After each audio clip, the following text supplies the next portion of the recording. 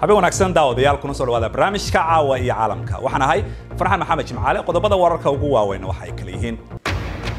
shir madaxeedkii Mareykanka iyo Kuuriyada Waqooyi ayaa socon waayay kadib markii labada hogaamiye ay heshiis gaari waayeen warbixin ayaanu idinkaga haynaa Trump iyo Kim wararka kale caawana waxa ku jira kamid ah dhaqaalaha oo sii kordha waxa ay keentaa in la sii cayilo cuntada fudud iyo qaab nololeedka qaarkii ayaa sii kordhinaya dhibaatada cayilka ee Afrika xarunta BBC-da ee London waxa maanta xaflad weyn oo sagootin ah aan ugu sameynay wariyaashii qaybta raadiyaha ee London ka howlgali jiray kadib markii barnaamijyadii raadiyaha loo wareejiyay Nairobi kala soco BBC News Somali telefishinka raadiyaha online-ka iyo bogga bulshada halkani waa London barnaamijkuna waa caawa iyo caalamka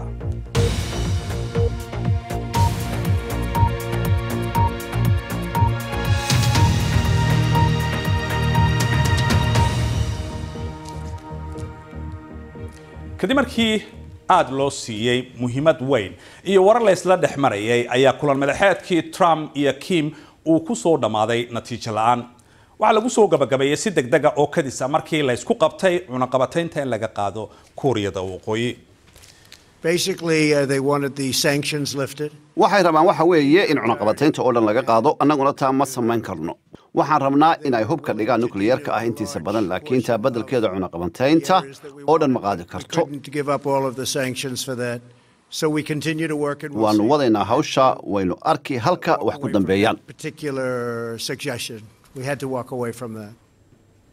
haddaba iyadoo kulan madaxeedkaasi uu dhamaaday ayaa madaxweyne Trump iyo Kim baa waxa la sheegayaa in Trump uu noqday Washington Kimna uu ka baxay haano isagoo aan jeedin wax hadala oo saxaafadeed inkastoo kulanku uu dhicisoobay haddana Trump waxa uu sheegay in wali xiriirku uu xooggan yahay laakiin qorshe kulamo dambe ma jiraan sida uu sheegay haddaba wariyaha BBC-da ee Koonfurta Asia Jonathan Head ayaa eegaya sida ay wax u dhacaan waxay u muuqataa in wixii halkan ka dhacay u muuqdaan in aan aad la isu fahmin oo xaggii wada hadalku aanay si fiican u socon waxaanad malayn karaysaa bal waxa dhacay markii xogayaha arrimaha dibadda ee Mareykanku Pompeo iyo madaxda kale Kuuriyada Waqooyi ay shirayeen bal wixii la isku afkartay ee ay ahayd in marka shirka la yimaado la saxeexo amaba dadka loo soo bandhigo la isku raaco waxaanad moodaa in shir madaxeedkan uu noqday mid lagu fashilmay oo dhicisoobay hogaamiyaha Kuuriyada Waqooyi ayaa la sheegay inuu soo bandhigay in gebi ahaanba la qaado cunaqabataynta dalkiisa saareed taasi oo ah waxa kaliya ee Mareykanku ay ku hayaan gacantooda Kuuriyada Waqooyi waxa soo bandhigtay la leeyahay in qayb ka mid ah nuclear-keeda ay baabiiso oo ay dhigto waxaad moodaa inaan suurtagal ahayn in taasi ciidamada xulafada ayaa isku diyaarinaya weerarkoodii ugu dambeeyay ee lagu qaado kooxda la baxday dawladda Islaamiga ee ku sugan Suuriya wariyaha BBC-da Firas Kilani ayaa waxa uu raacay ciidamada militariga ee Ciraaq iyagoo isha ku haya boqolaalkii dagaalyahan ee ugu dambeeyay iyo qoysaskoodii Cabdixaafid Awal Ismaaciil ayaa ka waramaya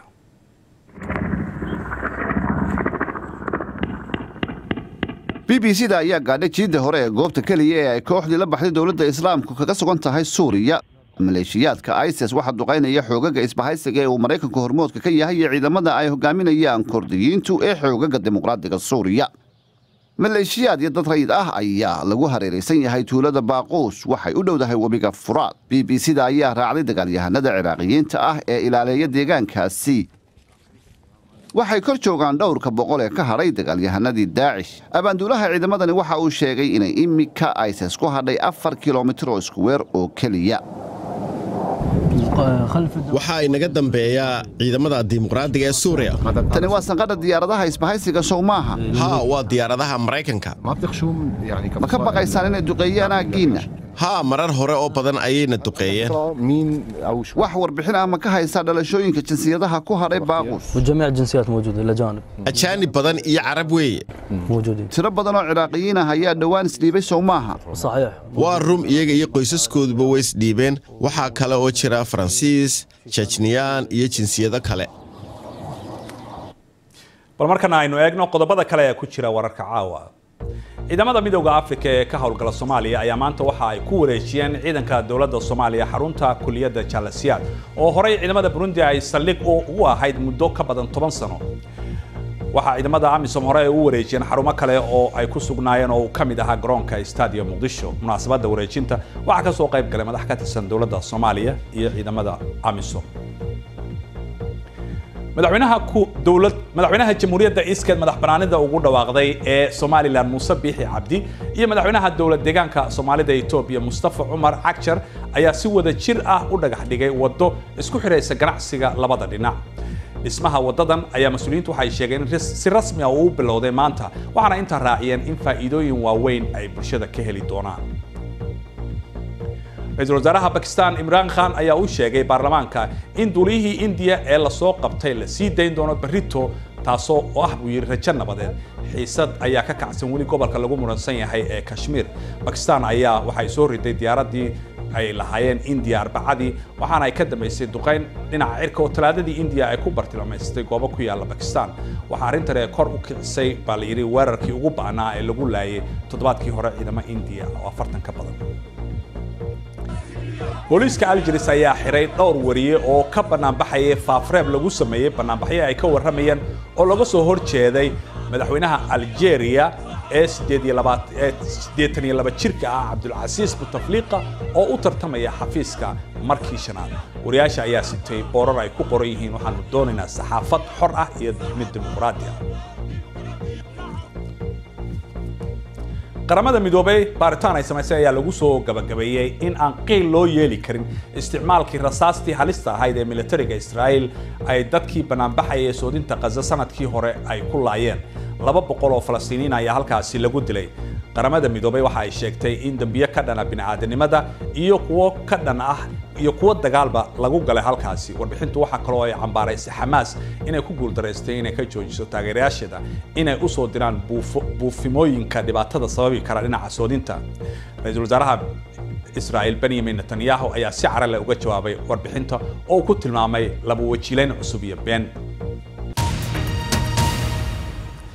guud ahaan Afrika dadku in badan ayay noolaadaan waliba nolol wanaagsan ayay ku noolaadaan. dhaqaalaha Afrika waxa uu ka mid yahay meelaha uu sida aadka u kobcayo dunida. dhaqaatiirtu waxa ay ka digayaan in nimcadaasi ay keenayso caafimaad xumo iyadoo oo dadku ay helayaan cunto badan oo aan caafimaad ahayn. sababtaasi awgeed waxa batay bay leeyihiin dadka u cayilaya sidaan caadiga ahayn. Aisha Afrax ayaa ka waramaysa.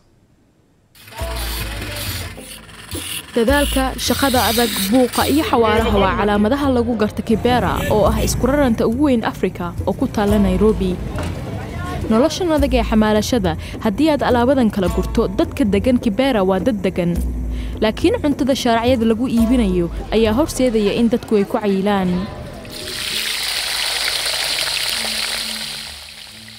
I like chips.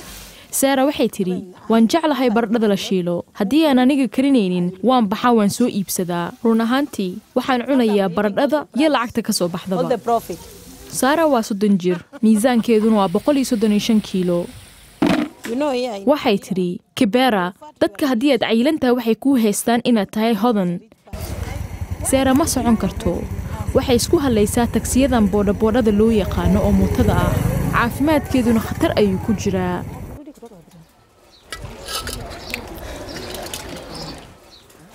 waxay tiri dhakhtaradu waxay ii sheegtay in cayilkan uu nolosheeda khatar gelinayo caruur yarna waan haystaa. runtii aad ayay u cayishay micnuhu waa khatarta kugu iman kartaa 20 jeer waxay ka badan tahay dadka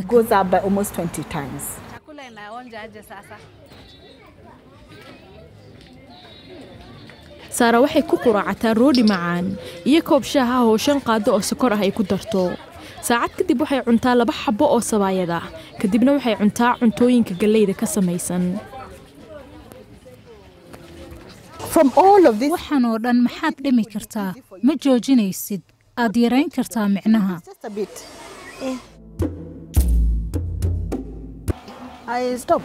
Sarah waxay tiri waan joojiyay karinta baradhada la shiilay waxay iga caawinaysaa cayilka.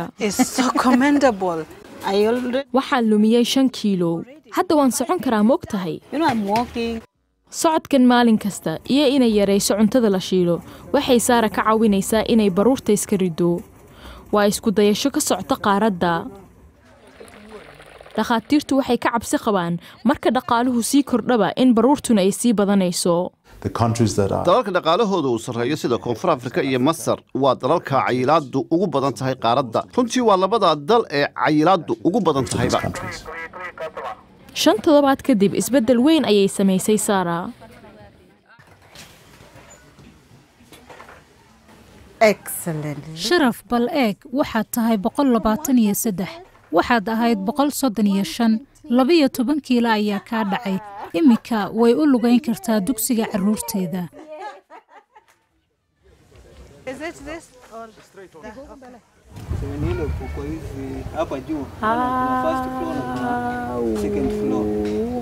tuonyeshe tuseme.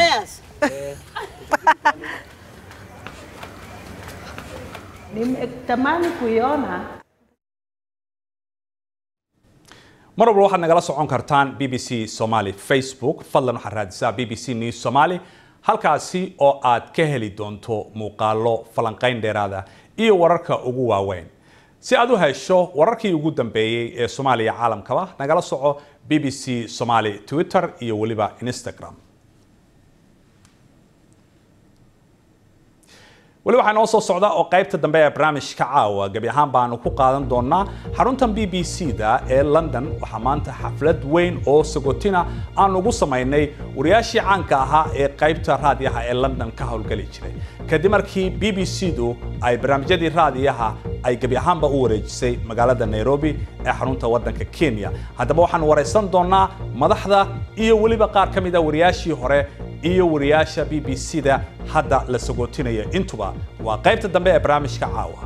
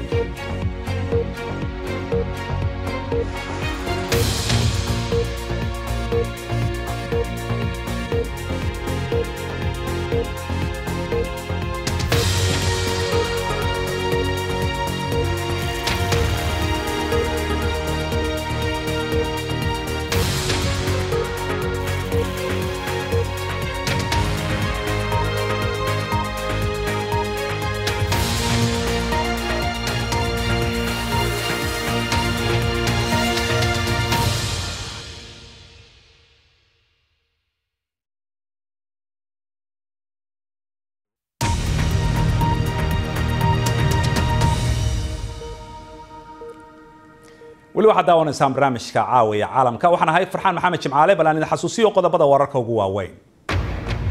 shir madaxeedkii Mareykanka iyo Kuuriyada Waqooyi ayaa socon waayay kadib markii labadii hogaamiye Kim iyo Trump ay ku heshiin waayeen dhaqaalaha oo sii kordhaya waxa ay keentaa in la sii cayilo cuntada fudud iyo qaab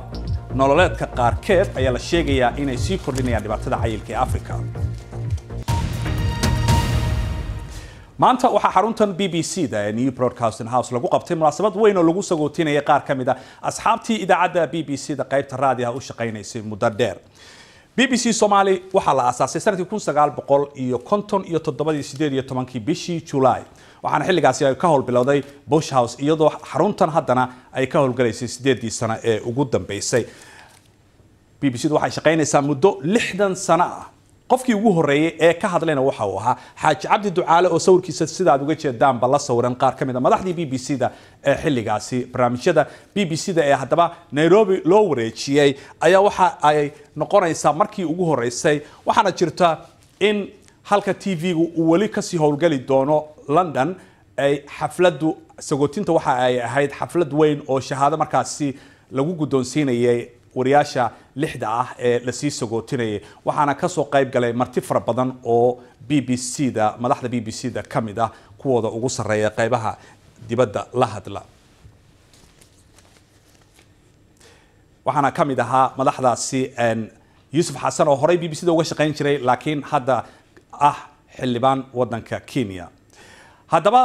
maxay tahay amaba ay ka dhigan tahay marka la eego in raadiyaha iyo qaybta digitalka BBC-da loo wareejiyo Nairobi waxa ka waramaya Solomon Mugero oo ah tababaraha BBC-da ee Afrika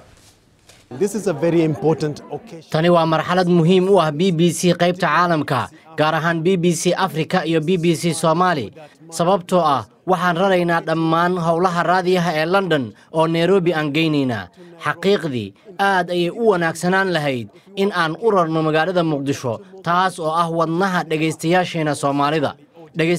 Soomaalida aad ayay daacad ugu yihiin BBC waxayna ku soo xirnaayeen in ka badan 60 sano oo dhawaan aan u dabaaldegaynay haddaba waa munaasabad aad muhiim u ah inaan barnaamijyada raadiyaha aan halkan ka rarno oo aan aad ugu dhaweyno dhagaystayaasheena daacadda inoo ah haddaba sidee lagu sii joogtayn doonaa shaqadii ay wariyaasha hayeen London طبعا وكي أن كنا واقني إن راضيها يو ويب-سايتك يو سوشيال ميديا براها بلشدة دمانتو دا يقولوا نيروبي أو هالكاسي لقصو جيدين دونا وحهاريا دقيسياش قاركود أسوق الديا لكن تلفزيون كBBC Somali وهاريا أو هالكان يجوجيا مركا أنت كهرسن تلفزيونك وحكود وريجيا نيروبي مركا ومركا سيلو فيري وحفلة murugo leh isla markaasna farxad leh maxaa yeelay murugtu waxa waaya rag odayaal ah oo akhyaar ah oo sharaf leh oo maaragtay aad aan u jecelnahay oo aad u ixtiraamna ayaan maca salaamaynaynaa laakiin farxadana waxay tahay dhageystayaasha ayaan u dhawaanay dad cusub oo dhalinyaro ah oo baraha bulshada iyo arrimahaasi ku takhasusay oo aad macallimiin uga ah ayaa hawshii qabanaya wax hadda ka dambeeya haddaba dadkii hore uga shaqayn jiray BBC Somali sidee u arkaan arrintani waxa kamid ah xildhibaan Yuusuf Xasan iyo Cabdisalaan Harari BBC-du waa idaacad xarunteeda ay tahay London idaacad Ingiriis xagga dhaqanka xagga siyaasadda iyo xagga dawliyadda iyo afkaba idaacad Ingiriis way iska leeyihiin oo meel u kacaynin laakiin se waa isbedelka adduunka ka dhacay bay muujinaysaa maanta in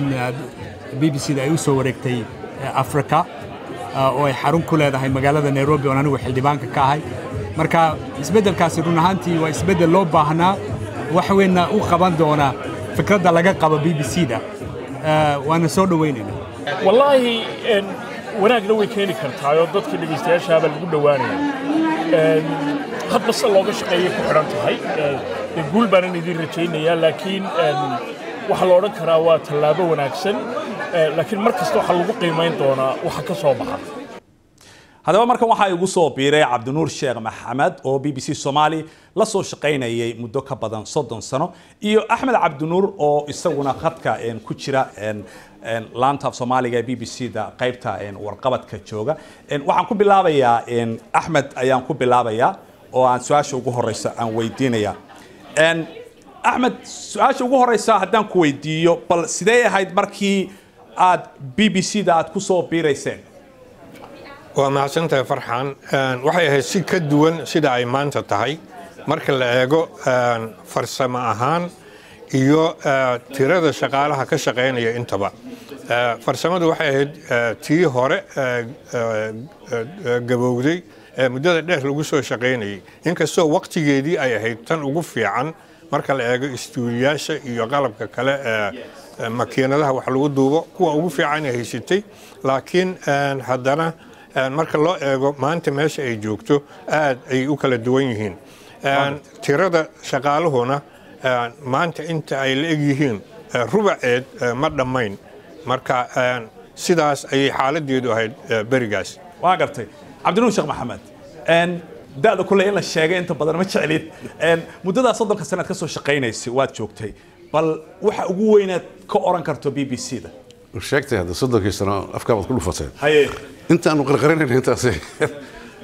runtii BBC-da hore iyo BBC-dan sida Axmed uu sheegay farqi weyn baa u dhaxeeya markii aanu ku soo biirnay sagaashameeyadii bilowgeedii waxaan aad ula yaabi jirnay qalabkii lagu shaqeynayay tab baa wax lagu garaaci jiray annaga kooxay ugu horeeyay oo tarjuman jiray baan ahayn maadaama reer Muqdisho iyo Soomaaliya aan ka nimid af Soomaaligi iyo aan ku shaqeyn jirnay khiyaartii kale naga horeysay oo ama aan ugu nimid meesha laakiin warka Ingiriiska lagu diyaariyo toos bay hawada ugu tarjuman jireen makiinadaha lagu shaqeyn jiray qaarkood teleprint baa mid la dhigi jiray makiinaduhu waa iska tab iska ahaayeen teleprintiska qeyladiisa markuu wax daabacayo baqbaqdiisa waxaad moodaa makiinada dhagax jabisa marka si weyn baa xagga farsamada iyo wixii oo dhan isu bedeleen maantana waad arkaysaayo waxa weeye warkii waagii hore intii la rabaa la iska hadli jiray laakiin hadda waxa weeye short and sharp wuxuu dhan in noqdaan wax yar oo kooban oo macno leh waan gartay dadka inta badan waxay ka hadlaan Cabdinuur waa ku soo laabanaya Axmed in wax weyn ay BBC-du qabatay gaar ahaan marka xogta la yiraahdo intii dagaalada wadanka Soomaaliya ka socdeen adigana muqdisho marka soo warrami jirtay hadda taan oo dulmarto ahmiyadda ay BBC-da raadiyo u leeyahay Soomaalida farxan waa run aad ayaa wax uga jiraan arrintaas muqdishaan ka shaqaynayay mar waxaa jirtay horta wax shaqaynayaba oo raadiyaala aysan jirin magaalada markii dawladdii ay dhacday agagaaraheeda markii dambena waxaa fulmay warbaahin gaara oo maaragtay kooxo kala duwan ay gacanta ku hayaan ama raadiyo ha noqoto ama jaraa'id ha noqoto marka meesha ay ku yaalaan oo keliya ayay arrimahoodu ku koobnaayeen BBC-du marka waxay noqotay meesha keliya ee war Soomaaliyeed oo saxa laga helo ama koonfur ama waqooyi ama Kenya ilaa Ethiopia meesha isu keenaysay oo wararka Soomaalida oo saxa oo la isku haleyn karo ay ka soo baxaan bay waan gartay Axmed ma santahay marka waxaan jeclahay bal inaan BBC-da ka gudubno oo si shakhsiyana si daawadayaasha BBC-da ee telefishinka dabcan halkan London buu ka sii shaqayn doonaa inaad bal ka hadasho wixii kugu yaabka badnaa Cabdinuur intaas aad ka shaqaynaysa BBC-da waa tahay in yar aan ku daro inta Axmed dadku waxay moodaan dagaalada sokeeye dadka gudaha kaliya inay saameeyeen dadka qurbaha annaga lafteeda waa na saameeyeen waxaan xasuustaa tusaale laanta Xawsaha ayaa gabar wariyaha aad loo jeclaa ay dhimatay dadkii oo dhan wada ooyaan maalintii shaqada nimid annaga Soomaalida waa iswada fiirinay mise wax ooyaba lama arko laakiin Allah u naxariistay baan iska leenahay mar dambaan gartay waxaan aan weydiiyay kulligay waxaan traumada la yiraahdo qulub baaba nagu wada jiraba sidaan maalin walba u tabanayna war 20 iyo 30 iyo 40 iyo 50 iyo 100 baa qarax iyo madfac iyo ku dhimatay marka dadka gudaha sida ay u saameysay physically si la taaban karo laakiin dadka dibadda maskaxiyan iyo qalbi ahaan ay dagaalada sokeeye u saameeyeen kugu xisaab badnaa runtii aad iyo aad baa maaragtay aanan soo koobi karin waxyaaba igu xisaab badnaa waxay ahayd sida dadku ay u aaminaan BBC-da iyo sida ay u aaminsan yihiin warkaas in lagu daro waliba la yiraahdo BBC-da sheegtay lagama daba hadlayo waxaad garanaysaa dadku marka ay maartay ku soo wacayaan markay ku dhageysanayaan inay og yihiin warka kan labadii dhinacba inay ka helayaan hal dhinac kaliya aysan ka helin waan gartay Axmed wixii kugu yaabka badnaa intaad BBC-da ka shaqaynaysay waxaa jirtay sheeko BBC-du sii daysay oo ahayd falaaska ama jermuuska shaaha lagu shubto in la yiri cuduraa laga qaadaa waxay ka dhacday sheekadaas waqooyi bari Kenya marka dadkii falaasyadii ama jermuusyada dhan iska jajabiyeen maalintii dambe waxaa la yiri been bay ahayd oo waxba kama jiraan marka maalintii ku xigtay waxay noqotay in haddana suuqii lagu yaaco jermuusyadii dib loo soo iibsado marka yani waxay ku tusaysaa saamaynta ay leedahay BBC-du iyo wartabinteedu waxaa jira hadda sidaan ognahay baraha bulshada wax la yiraahdo oo warku meel walba u yaalo laakiin wax la isku haleyn karo maahan cid walbana taas waa ogtahay marka waxa saxda ah ee xaqiiqada ah BBC-yaa loo soo doontaa waan gartay marka raadiyo ka waran marka ahmiyadiisi wali way taagan tahay inkastoo social media ha sheegtay uu jiro aad iyo aad u taagan tahay waayo annaga dadkeena marka la eego Soomaalida meel kastoo ay joogaan wadanka gudihiisa ama wadamada deeriska Afrika ahaan markaan ka hadlayno way yar yihiin dadka inta heli karta telefishinkan hadda aan ka hadlayno marka weli raadiyo muhiimad ay u leeyahay daqiiqad wax ka yar baan haysanaa marka laba eray maxaad oran lahayd wariyaasha cusub ee hadda soo barbaaraya kuwa BBC-da ku soo biirayaba waxaan leeyahay waxa aad tabinaysaan iska hubiya mar walba wax aad uga taxadirteen ha noqdeen saameyn badan ay ku leeyihiin wararka BBC-da Soomaalida marka biyo kama dhibcaan waa inay noqdaan iska hubiya Cabdinuur adiguna waa naga nasiib badan yihiin casri digital ay la kulmeen oo wax badan ay nooga fiican yihiin oo ay noo sahlayaan laakiin sida Axmed sheegay waxay iska hubiyaan mar walba magacyada shisheeyaha soo kala iska hubiyaan ha ku tala galaana cid inaysan ku dayan maadaama laga yaabo cid aad ku dayanaysid inaaba aad ka fiicnaan karayso waan gartay marka adiga barnaamij kugu marti qaadaya caawa inaad noo soo xirto Cabdinuur adiga daawadayaasha daawadayaal intaas ayaanu ku soo gabagabaynaynaa barnaamijka caawa